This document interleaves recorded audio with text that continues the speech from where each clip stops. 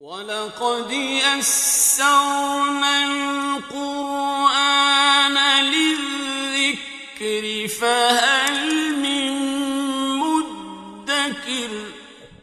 الحمد للہ رب العالمین والصلاة والسلام علی اشرف الانبیاء والمرسلین، اما بعد فاعوذ باللہ من الشیطان الرجیم من ہمزہ ونفخہ ونفثہ۔ بسم اللہ الرحمن الرحیم۔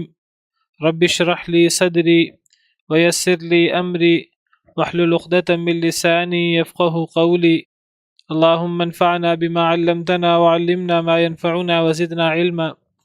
وبشر عباد الذين يستمعون القول فيتبعون أحسنه أولئك الذين هداهم الله وأولئك هم أولو الألباب۔ يا أيها النبي جاهد الكفار والمنافقين واغلظ عليهم ومأواهم جهنم وبئس المصير۔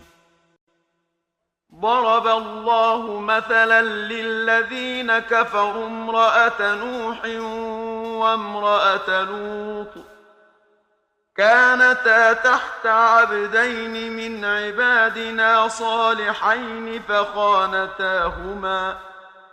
فخانتاهما فلم يغنيا عنهما من الله شيئا وقيل ادخلا النار مع الداخلين۔ اعوذ باللہ من الشیطان الرجیم۔ بسم اللہ الرحمن الرحیم۔ یا ایہا النبی جاہد الکفار والمنافقین واغلظ علیہم۔ اے نبی صلی اللہ علیہ وسلم، جاہد الکفار والمنافقین، جہاد کیجئے کافروں سے اور منافقین سے، وغلظ علیہم، اور سختی کیجئے ان پر۔ اے نبی، کافروں سے اور منافقوں سے جہاد کرے۔ کافروں سے جہاد کا مطلب تو بڑا واضح ہے کہ دین کو غالب کرنے کی کوشش کیجئے، کافروں کو دین کی دعوت دیں، اور اگر کافر ظلم زیادتی کریں آگے سے تو ظلم کے جواب میں ضرورت کے تحت قتال بھی کیا جا سکتا ہے، لڑائی بھی کی جا سکتی ہے۔ تو کافروں سے جہاد تو واضح ہے، لیکن منافقین سے جہاد کا حکم ہے۔ کافروں سے بھی جہاد کیجئے، منافقین سے بھی جہاد کیجئے۔ منافقین سے جہاد کا کیا مطلب ہے کہ اگر منافقین نفاق کا اظہار کرتے رہیں تو اور ان کی طرف سے مسلمانوں کو مشکلات پیش آتی رہیں کفار کی طرح، تو کیا مسلمان منافقوں کے خلاف بھی لڑ سکتے ہیں جس طرح کافروں کے خلاف لڑتے ہیں؟ تو اس کے بارے میں مفسرین کرام رحمہم اللہ فرماتے ہیں کہ کافروں سے جہاد تو اگر کافروں کی طرف سے ریزسٹنس ہو اور کافروں کی طرف سے ظلم زیادتی ہو تو ظلم زیادتی کی صورت میں کافروں سے تو جواباً لڑائی بھی کی جا سکتی ہے، جس طرح اللہ تعالیٰ نے فرمایا سورہ نور میں، سورہ حج میں، اُذِنَ لِلَّذِينَ يُقَاتَلُونَ بِأَنَّهُمْ ظُلِمُوا، کہ جن لوگوں پر ظلم ہوا انہیں لڑنے کی اجازت دے دی گئی، اس لیے کہ ان پر ظلم ہوا، انہیں اجازت دے دی گئی کہ اب وہ لڑیں کیونکہ ان پہ ظلم ہوا۔ تو کافروں کے خلاف تو جہاد و قتال ہو سکتا ہے، لیکن منافقین کے بارے میں تو کئی دفعہ منافقین نے اپنے نفاق کا اظہار کیا، کئی دفعہ ایسا کردار ادا کیا کہ ان کا نفاق ظاہر بھی ہوا، مسلمان مشکل میں بھی پڑے۔ سیدنا عمر رضی اللہ عنہ وارضاہ اور دیگر بعض صحابہ کرام، انہوں نے نبی کریم صلی اللہ علیہ وسلم سے تقاضا بھی کیا کہ یہ منافقین کا نفاق بڑھتا جا رہا ہے تو ان سے ہمیں بدلہ لینا چاہیے اور ہمیں ان کو سزا دینی چاہیے، لیکن نبی کریم صلی اللہ علیہ وسلم نے منع فرمایا منافقین کو قتل کرنے سے۔ تو آپ نے فرمایا اگر میں قتل کروں گا ان کو تو لوگ کہیں گے کہ لوگوں کی نظروں میں تو یہ اسلام کا اظہار کرتے ہیں، یہ مسلمان ہیں، تو لوگوں کی نظروں میں محمد صلی اللہ علیہ وسلم اپنے ساتھیوں کو قتل کرنے والے ہوں گے۔ تو آپ نے عبداللہ بن ابی اور اس جیسے لوگوں کو قتل کرنے سے، ان پر ایسی سختی کرنے سے منع فرمایا۔ تو پھر کفار سے جہاد و قتال تو واضح ہے، پھر منافقین سے جہاد کیا ہوگا؟ مفسرین کرام کہتے ہیں منافقین سے جہاد یہ ہے کہ اگر ان سے ایسے اعمال سرزد ہوں منافقانہ قسم کے، اور ایسے اعمال جن کی وجہ سے وہ سزا کے مستحق بنتے ہوں اسلامی معاشرے میں، تو ان کو وہ سزا دی جائے جس سزا کے وہ مستحق بنتے ہیں۔ اگر کوئی منافق چوری کر لیتا ہے، اگر وہ فساد فی الارض کا مرتکب ہوتا ہے، اگر وہ قتل و غارت کرتا ہے، اگر وہ اس قسم اپنے نفاق کے ساتھ ساتھ اس قسم کے کام کرتا ہے، تو منافقین پر حدود قائم ہوں گی، جس طرح مسلمانوں پر ہوتی ہیں، فاسق و فاجر لوگوں پر حدود قائم ہوتی ہیں، اسی طرح منافقین، ان سے بڑا فاسق و فاجر کون ہوگا کفار کے بعد؟ منافقین سے۔ تو منافقین سے سختی کریں اور ان پر وہ حدود قائم کریں جس کے وہ مستحق ہیں۔ تو اکثر مفسرین کہتے ہیں کہ کافروں سے جہاد و قتال تو واضح ہے، تو منافقین سے جہاد یہ ہے کہ منافقین پر سختی کی جائے اور ان پر حدود قائم کی جائیں، اگر ان سے ایسے اعمال سرزد ہوں کہ جن کی بنا پر وہ حدود کے مستحق ہوتے ہوں۔ وَغْلُظْ عَلَيْهِمْ، اور سختی کیجیے ان پر، کن پر؟ ان منافقوں پر، ان کافروں پر۔ دیکھیے منافق سے مراد تو ایک منافق تو اعتقادی منافق ہوتے ہیں کہ وہ منافق جو اسلام کا اظہار کرتے ہیں اور اندر سے کافر ہوتے ہیں، یہ اعتقادی منافق ہیں جن کا نفاق بڑا نفاق ہے، اصل نفاق ہے۔ یہ نفاق تو کفر سے بھی بدتر ہے، اللہ معاف کرے، اور ان کی سزا تو کافروں سے بھی بدتر ہے۔ یہ منافق جہنم کے سب سے نچلے گھڑے میں ہوں گے، ان المنافقین فی الدرک الاسفل من النار۔ لیکن ایک چھوٹا نفاق ہوتا ہے جس کو آپ نفاق اصغر کہہ لیں یا نفاق عملی کہہ لیں۔ وہ نفاق ہوتا ہے کہ انسان اندر سے کافر تو نہیں ہے، اسلام کا اظہار تو کرتا ہے، لیکن وہ گناہوں میں ملوث رہتا ہے، کوئی زیادہ پرواہ نہیں کرتا،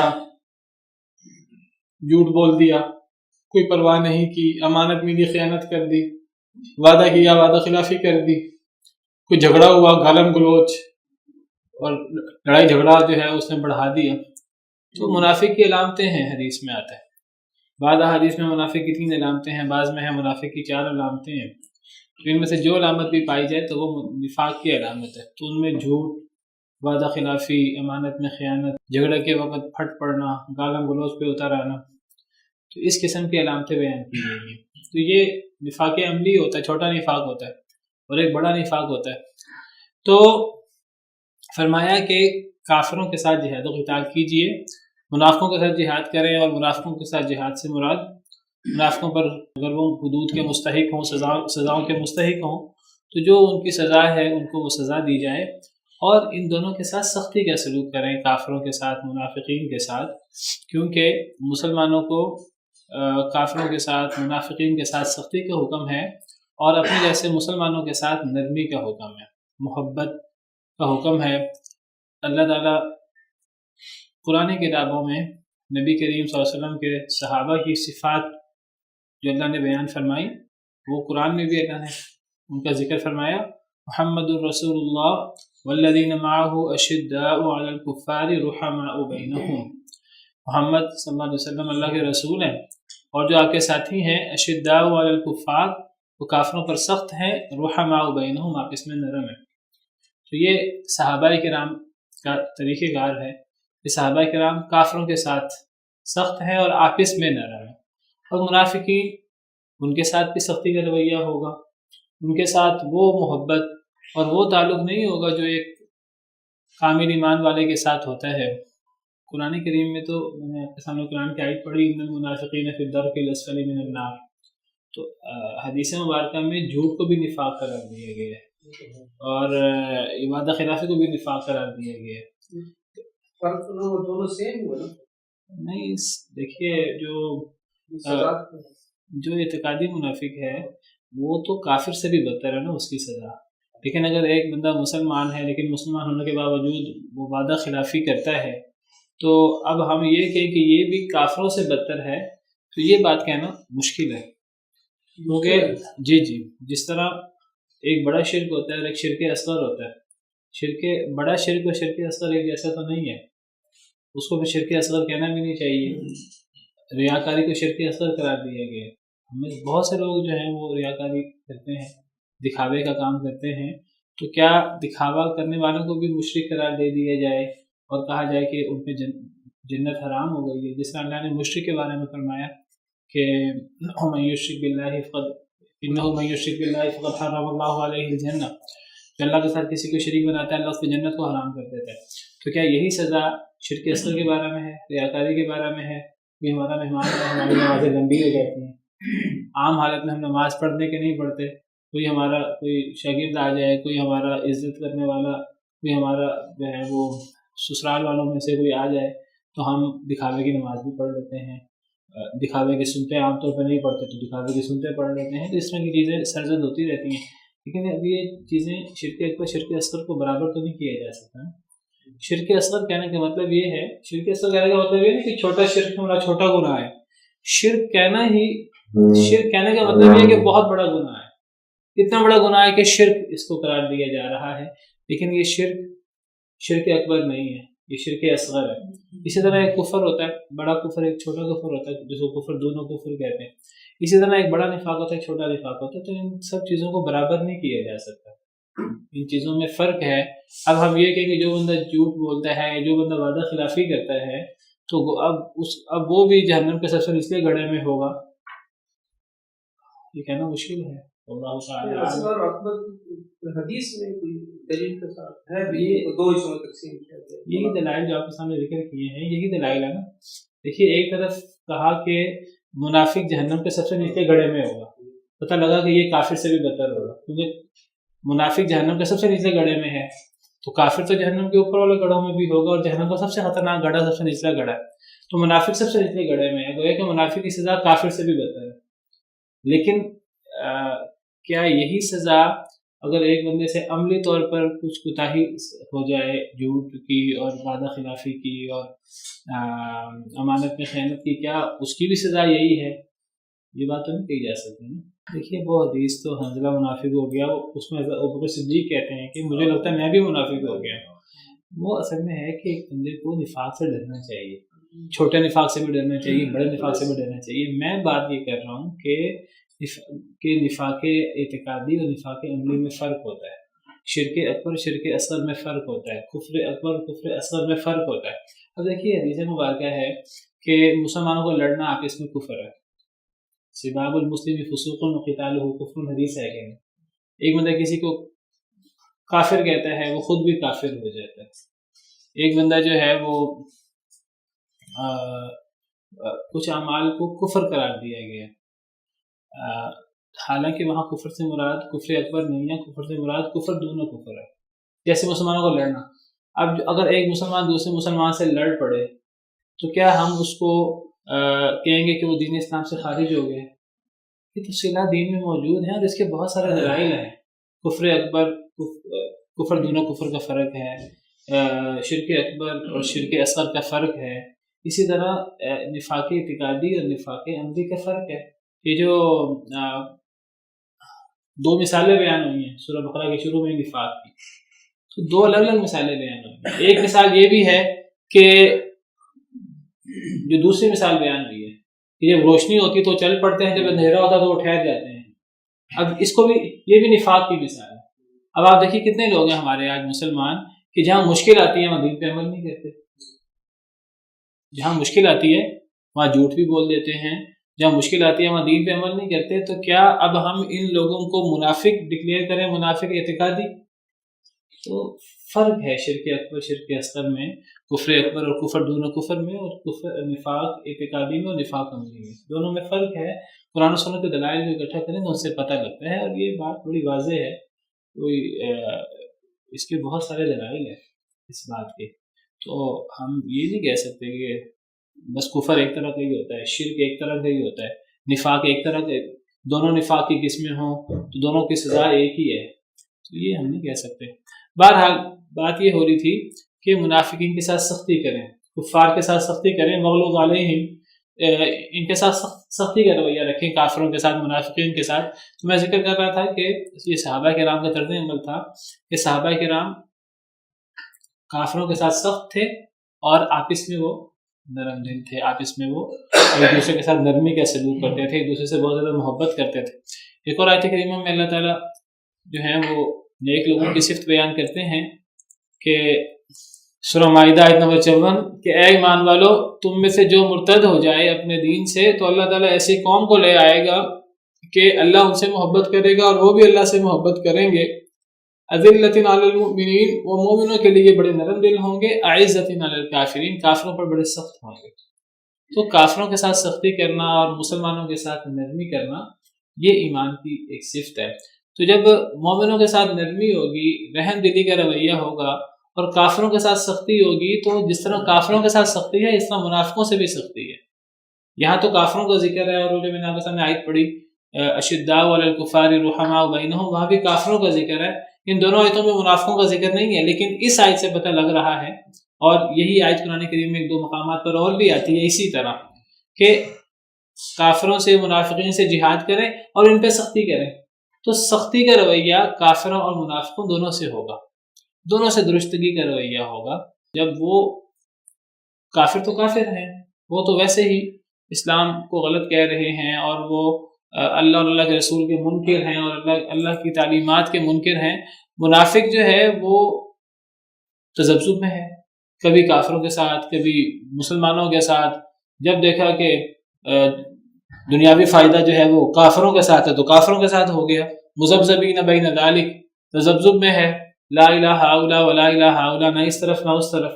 تو ایسے لوگوں کے ساتھ بھی مومنوں کو درست رویہ رکھنا چاہیے، ایسے لوگوں کو مومنوں کو بہت زیادہ اپنے ساتھ اپنے معاملات میں شریک نہیں کرنا چاہیے۔ ان لوگوں کے ساتھ بھی مسلمانوں کو مومنوں کو درست رویہ رکھنا چاہیے، رحم دلی کا رویہ نہیں رکھنا چاہیے۔ ہم لوگ بعض دفعہ وہ جب دیکھتے ہیں کہ کچھ دنیاوی نعمتیں کافروں کے پاس ہیں، ان کے پاس کوئی اقتدار ہے، کوئی ان کے پاس دنیا کی نعمتیں ہیں، تو ہم بعض دفعہ دنیاوی مفادات کے لیے ہم ان سے مروبیت کا اظہار کرتے ہیں، ہم ان کے سامنے جھکتے ہیں اور ہم ان کو اپنے سے بڑا اور ان کو بڑا عقل مند سمجھتے ہیں، اور پھر ہم سمجھتے ہیں کہ ہماری کامیابی اور ہماری ترقی اس میں ہے کہ ہم ان جیسا رویہ اپنائیں۔ یہ بھی اس بات کے مخالف ہے۔ اللہ نے ہمیں کافروں اور منافقوں کے ساتھ سختی کا رویہ اختیار کرنے کا حکم دیا ہے۔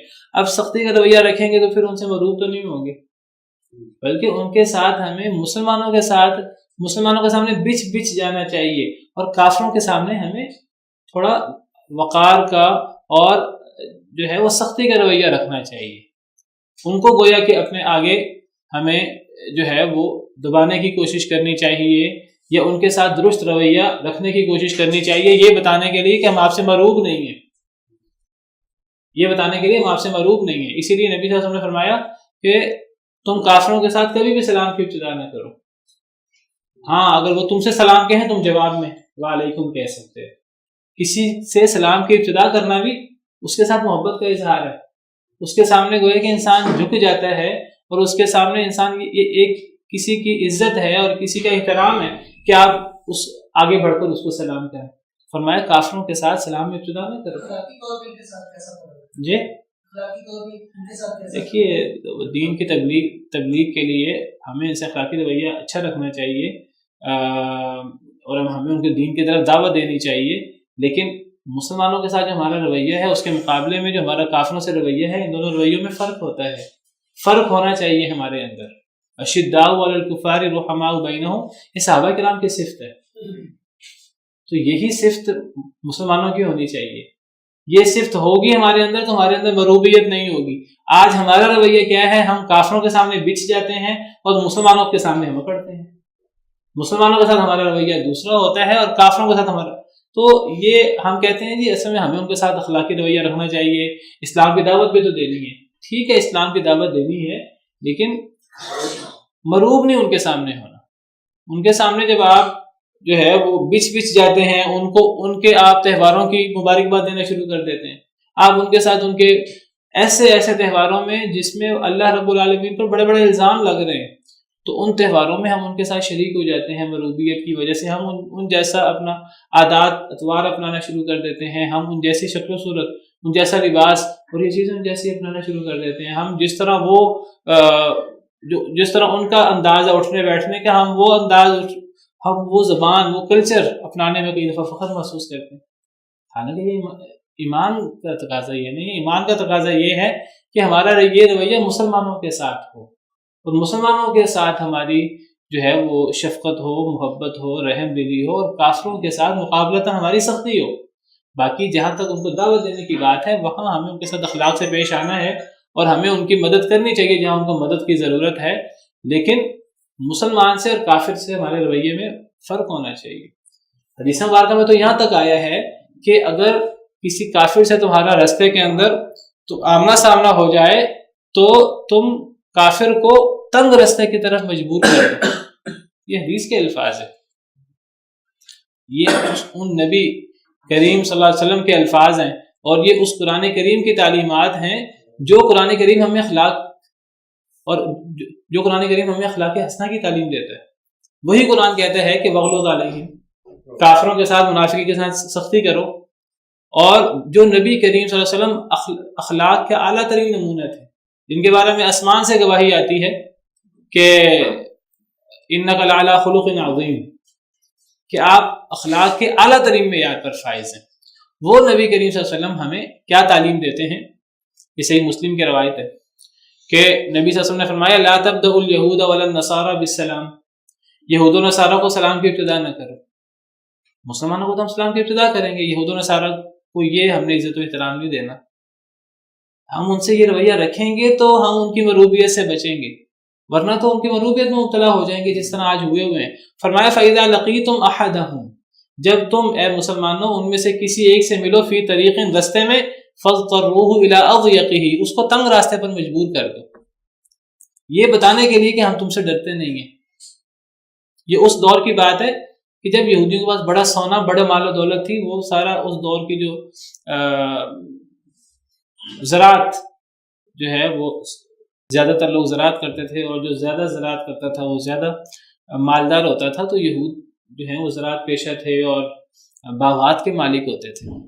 تو فرمایا کہ جب تم ان سے ملو تو ان سے مروب ہونے کی ضرورت نہیں ہے، ان کو تنگ راستے کی طرف مجبور کر دو. ان کو یہ بتاؤ کہ ہم تمہارے طور طریقے پر چلنے والے نہیں ہیں، ہم تم سے مروب ہونے والے نہیں ہیں. تم اپنے آپ کو اہل کتاب کہلاتے رہو تو ہم مشرکین مکہ کی طرح تم سے مروب نہیں ہوں گے. آپ نے اتنی مخالفت کی یہودیوں کی، نصارہ کی، اور ان سے بالکل مروب نہیں ہوئے کہ وہ کہنے لگے کہ یہ تو ہر معاملے میں ہماری مخالفت کرتے ہیں. یہود باقاعدہ یہ بات کہتے تھے کہ محمد صلی اللہ علیہ وسلم تو ہر معاملے میں ہماری مخالفت کرتے ہیں. تو یہ رویہ ہمارا کفار کو، منافقین کو محسوس ہونا چاہیے، اور یہ اللہ رب العالمین کے ہم سے تقاضا ہے. تو یہ اخلاق کے منافی نہیں ہے. یہی اللہ رب العالمین جو ہمیں اخلاق کا حکم دیتے ہیں، نبی کریم صلی اللہ علیہ وسلم جو بہترین اخلاق کا نمونہ ہے، ان کی یہی سنت ہے، اور اللہ رب العالمین کے ہمارے لیے یہی حکم ہے. آج ہم نے جو ہے وہ کافروں کے ساتھ اخلاق کا رویہ اپنا لیا، اور مومنوں کے ساتھ ہم نے ذلت کا رویہ، ان کو ذلیل کرنے کا رویہ اپنا لیا. تو آپ دیکھیں آج ہم کس طرح ذلیل ہیں، حالانکہ مسلمانوں کے لیے ایک جسم کی طرح ہے. ایک دوسرے سے محبت، ایک دوسرے پر رحمت، ایک دوسرے پر شفقت کے اعتبار سے مسلمانوں کا تعلق ایک جسم کی طرح ہوتا ہے. تو فرمایا کہ اے نبی کافروں سے جہاد کریں اور منافقین سے بھی. منافقین سے جہاد کا مطلب ان پہ حدیں نافذ کرنا، وغلظ علیہم، اور ان پہ سختی کریں، دنیا میں، ومأواہم جہنم، ان کا ٹھکانہ جہنم ہے، یعنی آخرت میں. دنیا میں ان کے ساتھ مسلمانوں کو سخت رویہ رکھنا ہے، اور آخرت میں ان کا ٹھکانہ جہنم ہے. وبئس المصیر، بہت ہی برا ٹھکانہ ہے. یہ منافق وہ ہیں جو کلمہ ظاہری طور پر پڑھتے تھے، دل کے ساتھ وہ کافر ہی. جب جہنم کی بات آئی ہے اور تو اس سے محسوس ہو رہا ہے جیسے اعتقادی منافقین کی بات ہو رہی ہے. فرمایا ضرب اللہ مثلا للذین کفروا امرأة نوح وامرأة لوط، بیان کی اللہ تعالیٰ نے مثال ان لوگوں کے لیے جنہوں نے کفر کیا. امرأة نوح علیہ السلام کی بیوی کی، وامرأة لوط، اور لوط علیہ السلام کی بیوی کی. اللہ نے کافروں کے لیے مثال پیش کی دو عورتوں کی، کافروں کے لیے، یعنی کافروں کو سمجھانے کے لیے. کافروں کے لیے اللہ تعالیٰ نے دو عورتوں کی مثال پیش کی، ایک تو نوح علیہ السلام کی بیوی کی اور ایک لوط علیہ السلام کی بیوی کی. کہ کیا مثال ہے، کیا کافروں کو بتانے کے لیے، سمجھانے کے لیے ہے. ان کو یہ سمجھانے کے لیے ہے کہ کافر اگر کافر رہے، ایمان نہ لائے، کفر پر رہتے ہوئے وہ جتنے مرضی نیک لوگوں کے ساتھ رہ لے، اس کا جتنے مرضی نیک لوگوں کے ساتھ تعلق ہو، وہ نیک لوگوں کی اولاد ہو، اس کا نیک لوگوں کے ساتھ اٹھنا بیٹھنا ہو، کفر کے ساتھ کوئی چیز فائدہ نہیں دے سکتی۔ اور اس کی بہترین مثال حضرت نوح علیہ السلام کی بیوی کی ہے، حضرت لوط علیہ السلام کی بیوی کی ہے، کہ دونوں اپنے دور کے افضل ترین انسان تھے، اللہ کے چنے ہوئے لوگ تھے۔ ان کے ساتھ ان کی بیویاں مسلمان نہیں ہوئیں، وہ کافر تھیں، تو بیویوں کا اپنے اللہ کے چنے ہوئے بندوں کے ساتھ اٹھنا بیٹھنا اور ہر وقت ان کے ساتھ رہنا، اس نے بھی ان کو فائدہ نہیں دیا۔ تو جب نبی کے ساتھ رہنے والی نبی کی بیوی اگر وہ کافر ہو تو اسے نبی فائدہ نہیں دے سکتا، تو کافر کو کفر کے ساتھ کوئی عمل فائدہ نہیں دے سکتا۔ کسی نیک سے نیک شخص کی، کسی نبی کی رفاقت بھی، کسی نبی پر احسان بھی اسے فائدہ نہیں دے سکتا کافر کو، اگر کافر اپنے کفر پر قائم دائم ہے تو اللہ نے مثال پیش کی کافروں کے لیے امرأۃ نوح، نوح علیہ السلام کی بیوی کی، وامرأۃ لوط، اور لوط علیہ السلام کی بیوی کی۔ کانتا تحت عبدین، وہ دونوں تھیں، یہ دونوں نوح علیہ السلام کی بیوی بھی اور لوط علیہ السلام کی بیوی بھی دونوں کافر تھیں، یہ دونوں تھیں تحت عبدین، دو بندوں کے نیچے، دو بندوں کی بیویاں، من عبادنا صالحین، ہمارے نیک بندوں میں سے، یہ دونوں ہمارے دو نیک بندوں کے ماتحت تھیں، یہ دونوں ہمارے دو نیک بندوں کی نیچے تھیں، ان کی بیویاں تھیں۔ تحت عبدین من عبادنا صالحین، ہمارے بندوں میں سے دو صالح ترین بندوں کے تحت تھیں۔ پتہ لگا بیوی تحت ہوتی ہے، تو یہ دونوں تحت تھیں، ماتحت تھیں اللہ کے دو نیک ترین بندوں کے۔ نبی سے بڑھ کر کون نیک ہو سکتا ہے؟ اپنے دور میں افضل ترین دو نیک اللہ کے نیک بندوں کی بیویاں تھیں۔ فخانتاہما، پس ان دونوں نے خیانت کی ان دونوں کی، یعنی ان دونوں بیویوں نے ان دونوں اپنے شوہروں کی خیانت کی۔ اس خیانت سے مراد خیانت دین کی خیانت ہے، اس خیانت سے مراد جو ہے وہ زنا نہیں ہے، نکاح میں خیانت مراد نہیں ہے۔ ایک ہوتی ہے نکاح کے اندر خیانت، کہ کوئی بیوی اپنے شوہر کے ساتھ وہ جو ہے وہ صحیح ہے کہ نہیں، اور وہ اس کا صرف شوہر کے ساتھ تعلق ہے کہ اس کا اوروں کے ساتھ بھی تعلق ہے بے حیائی کا، تو یہ ہوتی ہے خیانت نکاح میں۔ اور ایک ہے خیانت دین کی۔ دین کی خیانت کیا ہے؟ کہ کوئی شخص دوسرے کے دین پر نہ ہو، دین میں دوسرے کے ساتھ نہ ہو، تو ان دونوں عورتوں نے اپنے شوہروں کی دین میں خیانت کی۔ سیدنا ابن عباس رضی اللہ عنہ کی تفسیر ہے، وہ فرماتے ہیں یہ جو اللہ تعالیٰ نے فرمایا ان دونوں کی خیانت کی، یعنی دونوں بیویوں نے اپنے دونوں شوہروں کی، اللہ کے نبیوں کی خیانت کی۔ وہ کہتے ہیں اس خیانت سے مراد نکاح میں خیانت نہیں ہے، بے حیائی فاحشہ مراد، فحشہ جو ہے فحاشی مراد نہیں ہے، بلکہ اس خیانت سے مراد دین میں خیانت مراد ہے، کیونکہ وہ کافر تھی، یعنی دین میں انگس نہیں، کافر تھی۔ کافر تھی تو وہ تو پیغمبر کی، تو شروع دور میں پرانے دور میں جو ہے وہ دونوں کا مسلمان ہونا ضروری نہیں تھا۔ تو یہ ہمارے دین میں ہے کہ اب ایک مسلمان شخص کافر عورت سے شادی نہیں کر سکتا، ایک مسلمان عورت کافر مرد سے شادی نہیں کر سکتی۔ ہاں، ایک مسلمان شخص جو ہے وہ یہودی عیسائی عورت سے شادی کر سکتا ہے، لیکن کافروں کے ساتھ ہمارے دین میں نکاح نہیں ہو سکتا۔ جی، عورت نہیں کر سکتی، عورت تو یہودی عیسائی سے بھی شادی نہیں کر سکتی، مسلمان عورت۔ مسلمان مرد بھی کافر عورت سے شادی نہیں کر سکتا، مشرکہ اور ہندو عورت سے، کافر عورت سے، لیکن اہل کتاب عورت سے شادی کر سکتا ہے مسلمان۔ پرانے دور میں ایک مسلمان مرد کافر عورت سے شادی کر سکتا ہے، بلکہ ایک مسلمان عورت کافر کے نکاح میں بھی رہ سکتی تھی پرانے دور میں، جس طرح اگلی مثال آئے گی فرعون کی بیوی کی۔ تو یہ ہمارے دین کے اندر، دینوں کے اندر کوئی تھوڑا بہت فرق ہے۔ دینوں کی اصل ایک ہے، تمام دین اصل میں ایک ہیں، ان کے اندر کچھ فروعی اختلافات ہیں، نمازوں کے رکعتوں کا اختلاف ہو گیا، کوئی اس طرح کی چیزیں۔ حضرت یوسف علیہ السلام کی شریعت میں سجدہ کرنا جائز تھا، سجدہ تعظیمی۔ تو یہ حضرت نوح حضرت لوط علیہ السلام کی شریعت میں کافر عورت مسلمان مرد کے نکاح میں رہ سکتی تھی، اور حضرت نوح حضرت لوط کی بیویاں ایمان نہیں لائی تو انہوں نے طلاق نہیں دی اپنی بیویوں کو. حالانکہ جب سیدنا ابوبکر دیگر صحابہ کرام کی بیویاں ایمان نہیں لائیں تو نبی صلی اللہ علیہ وسلم نے ان کو طلاق دینے کا حکم دے دیا. لیکن یہ ان نبیوں کی شریعت میں ایسے نہیں تھا. تو یہ کافر تھیں یہ بیویاں. تو یہاں فخانتاہما، ان دونوں عورتوں نے اپنے مردوں کی خیانت کی سے مراد دین میں خیانت کرنا ہے، یعنی دین میں ان کی بات نہ مانی، دین میں ان کو قابل اعتماد نہ جانا اور ان کو جھٹلایا، یہ خیانت مراد ہے. حضرت ابن عباس اور دیگر مفسرین سے یہ بات صراحت سے ثابت ہے، کیونکہ کسی نبی کی بیوی نکاح کے معاملے میں خائن نہیں ہو سکتی.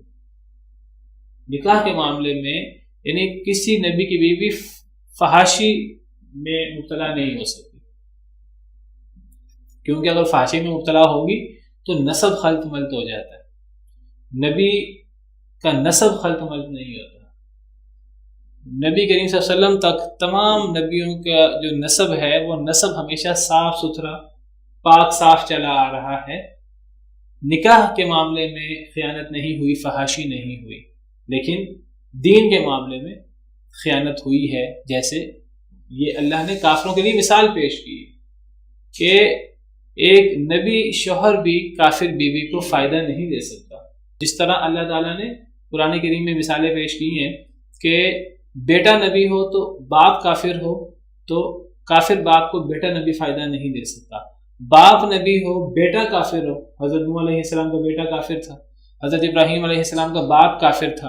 اور یہاں کافروں کے لیے یہ مثال ہے کہ شوہر اگر وہ نبی ہو، اللہ کا چنا ہوا بندہ ہو، تو بیوی کافر ہو تو کافر بیوی کو اس کا شوہر بھی فائدہ نہیں دے سکتا. یہ بالکل اس طرح کی بات ہے جس طرح نبی صلی اللہ علیہ وسلم نے اپنے رشتہ داروں سے کہہ دیا تھا کہ خود اپنا دھیان کر لو، میں تمہیں قیامت کے دن کوئی فائدہ نہیں دے سکوں گا. حضرت فاطمہ کو آپ نے کہہ دیا، حضرت صفیہ کو آپ نے کہہ دیا، اپنے رشتہ داروں کو آپ نے کہہ دیا اپنا بچاؤ خود کر لو، جس نے ایمان لانا ہے وہ ایمان لے آئے، میں تمہیں قیامت کے دن کوئی فائدہ نہیں دے سکوں گا. اگر تم کفر پہ فوت ہو گئے تو میں تمہیں قیامت کے دن کوئی فائدہ نہیں دے سکوں گا. تو یہ بہت بڑی مثال ہے. کافروں کو کفر کے ساتھ کوئی عمل فائدہ نہیں دے سکتا، کسی کی رفاقت فائدہ نہیں دے سکتی، چاہے وہ نبی کی رفاقت کیوں نہ ہو، چاہے وہ 24 گھنٹے کی رفاقت کیوں نہ ہو. جس طرح بیوی کی شوہر سے ہوتی ہے، اس سے قریبی رشتہ کیا ہو سکتا ہے؟ تو اتنی قریبی تعلق بھی کفر کے ساتھ فائدہ نہیں دے سکتا. تو یہ دونوں تھیں ہمارے دو بندوں کے نیچے جو دونوں نیک بندے تھے. فخانتاہما، ان دونوں نے ان دونوں کی خیانت کی، یعنی دین کے معاملے میں، یعنی کفر کیا انہوں نے. فلم یغنیا عنہما، پس نہیں وہ دونوں فائدہ دے سکے ان دونوں سے، من اللہ، اللہ سے، شیئن، کچھ بھی. یہ دونوں نبی ان دونوں عورتوں کو، خیانت کرنے والی عورتوں کو جو دین میں جنہوں نے خیانت کی، اپنے شوہروں کی ایمان نہ لائی، تو ان دونوں بندوں نے ان دونوں عورتوں کو اللہ کی طرف سے کوئی فائدہ نہیں دیا، کچھ بھی فائدہ نہیں دیا. ذرہ برابر بھی اپنی بیویوں کو یہ فائدہ نہیں دے سکے، اللہ کے عذاب سے نہیں بچا سکے. وقیلا، اور کہا گیا، یعنی ان دونوں عورتوں کو کہا گیا، ادخلا، داخل ہو جاؤ تم دونوں، النار، آگ میں. ان عورتوں کو کہا گیا جب وہ فوت ہو گئیں کفر پر، ان کو کہا گیا داخل ہو جاؤ آگ میں، مع الداخلین، دیگر داخل ہونے والوں کی طرح. کوئی فرق نہیں ہوا ان میں اور عام کافروں میں. ان کو کوئی فرق نہیں ہوا کہ وہ نبی کی بیوی ہیں، وہ 24 گھنٹے نبیوں کے ساتھ رہتی رہی ہیں، کوئی اس کا فرق نہیں پڑا. تو جب ان کو فائدہ نہیں دیا ان کے شوہر نبیوں نے، تو یہود اور نصارہ اپنے آپ کو نبیوں کی اولاد کہتے رہے، مسلمان اپنے آپ کو نبی کی امت میں کہتے رہے، اللہ کی نافرمانی کرتے رہے اور کہیں ہم تو نبی کی امت میں سے ہیں. یہود و نصارہ کہتے رہے ہم تو نبیوں کی اولاد ہیں. اللہ فرماتے ہیں تلک امت قد خلت، یہ نبی تھے، یہ بڑی افضل امت تھی، یہ گزر چکی ہے. لہا ما کسبت، اس کے اعمال اس کے ساتھ، وَلَكُمْ مَا كَسَبْتُمْ، تمہارے اعمال تمہارے ساتھ. وَلَا تُسْأَلُونَ عَمَّا كَانُوا يَعْمَلُونَ، جو وہ کرتے تھے تم سے سوال نہیں ہوگا، اور جو تم کرتے ہو ان سے سوال بھی نہیں ہوگا. تو جب ان دونوں اللہ کے چنیدہ ترین نیک ترین بندوں نے اپنے ساتھ ہر وقت رہنے والی بیویوں کو کافر تھیں فائدہ نہیں دیا، تو کسی کافر کو کوئی مسلمان چاہے کتنا ہی نیک کیوں نہ ہو کیا فائدہ دے سکتا ہے؟ کوئی فائدہ نہیں دے سکتا. یہ مثال ہے کافروں کی. کافر مسلمانوں کے ساتھ کیوں نہ رہے، اگر کافر رہے تو اس کو کوئی فائدہ نہیں ہوتا۔ اگلی مثال، میں وہ آیت پڑھتا نہیں، آیت کل پڑھوں گا انشاءاللہ۔ اگلی مثال اللہ نے مسلمانوں کے لیے پیش کی ہے کہ اگر اللہ تعالیٰ کسی شخص کا دل کھول دے، اللہ کسی کا سینہ کھول دے، اللہ کسی کو ہدایت دے دے، وہ کافروں کے جھرمٹ میں رہتا ہو، لیکن جب وہ عزم کر لے کہ میں نے ایمان لانا ہے تو وہ ایمان لے آئے گا، اور اس کو کافروں کے ساتھ رہنا بھی، اگر وہ کافروں کے ساتھ رہنے پر مجبور ہو، یا تو یہ ہے کہ وہ نکل سکے کافروں سے تو ایک الگ بات ہے، ہجرت کر لے، لیکن اگر وہ ہجرت نہ کر سکے، جس طرح فرعون کی بیوی کی مثال تھی، کافروں کے جھرمٹ میں رہتے ہوئے اس کا شوہر کافر، کافروں کا سردار، اپنے آپ کو ربکم الاعلی کہنے والا، سب سے بڑا رب کہنے والا، لیکن اس نے عزم کیا، اس کو اللہ نے اس کے دل کو ہدایت دی، اس کا سینہ کھول دیا، وہ ایمان لے آئی۔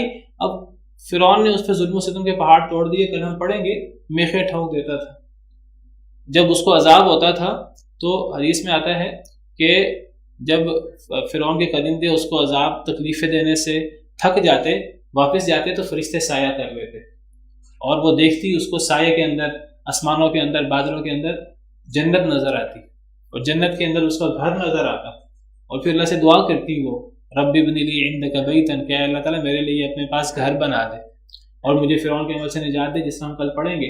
تو پتہ لگا کہ اگر ایک کافر شخص ایمان والوں کے ساتھ رہتا ہو، کفر کے ساتھ، اس کو وہ ایمان والوں کا ساتھ فائدہ نہیں دیتا، اور اگر ایک بندے کو اللہ ایمان کی توفیق دے دے، وہ سارے حالات اس کے خلاف ہوں، وہ کافروں کے جرمٹ میں رہتا ہو، لیکن وہ عزم کرے اور وہ اللہ اس کا سینہ کھول دے، تو اس کو کافروں کا کفر بھی نقصان نہیں دیتا، ایمان والے کو اس کا ایمان فائدہ دے گا اگر اللہ کا اس پہ کرم ہو، اور کافر شخص کو اس کا کفر وہ نجات نہیں دے سکتا، اس کا کفر اسے لے ڈوبے گا، اگرچہ وہ ہر وقت نیک لوگوں کی صحبت میں کیوں نہ رہتا ہو۔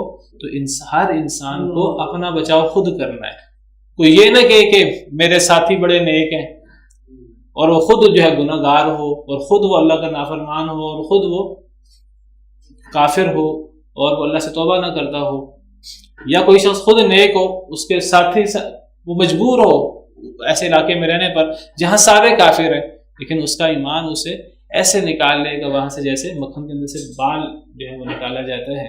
اور اس کے لیے مثال ہے امرأۃ فرعون، آسیہ بنت مزاحم کی، جو ہم کل پڑھیں گے انشاءاللہ۔